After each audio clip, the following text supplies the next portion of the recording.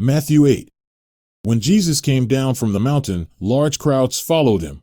And a leper came to him and bowed down before him, and said, Lord, if you are willing, you can make me clean.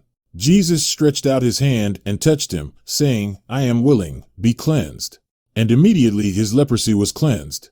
And Jesus said to him, See that you tell no one, but go, show yourself to the priest and present the offering that Moses commanded as a testimony to them. And when Jesus entered Capernaum, a centurion came to him, imploring him, and saying, Lord, my servant is lying paralyzed at home, fearfully tormented. Jesus said to him, I will come and heal him. But the centurion said, Lord, I am not worthy for you to come under my roof, but just say the word, and my servant will be healed.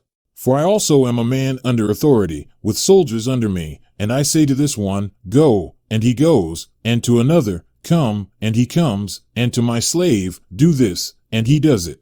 Now when Jesus heard this, he marveled and said to those who were following, Truly I say to you, I have not found such great faith with anyone in Israel.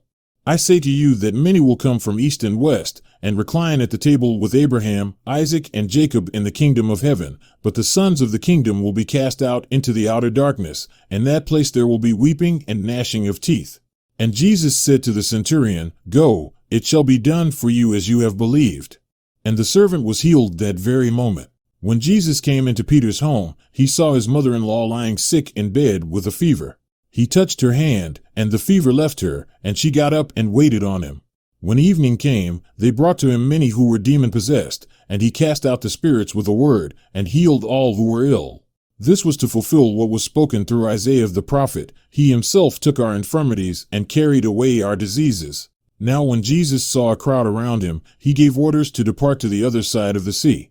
Then a scribe came and said to him, Teacher, I will follow you wherever you go. Jesus said to him, The foxes have holes and the birds of the air have nests, but the Son of Man has nowhere to lay his head. Another of the disciples said to him, Lord, permit me first to go and bury my father. But Jesus said to him, Follow me, and allow the dead to bury their own dead. When he got into the boat, his disciples followed him.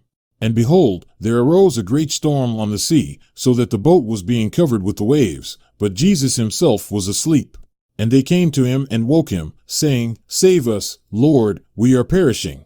He said to them, Why are you afraid, you men of little faith? Then he got up and rebuked the winds and the sea, and it became perfectly calm. The men were amazed, and said, What kind of a man is this, that even the winds and the sea obey him? When he came to the other side into the country of the Gadarenes, 2 men who were demon-possessed met him as they were coming out of the tombs. They were so extremely violent that no one could pass by that way. And they cried out, saying, What business do we have with each other, Son of God? Have you come here to torment us before the time? Now there was a herd of many swine feeding at a distance from them.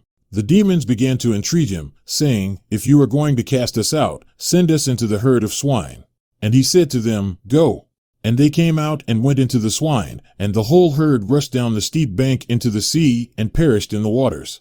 The herdsmen ran away, and went to the city and reported everything, including what had happened to the demoniacs.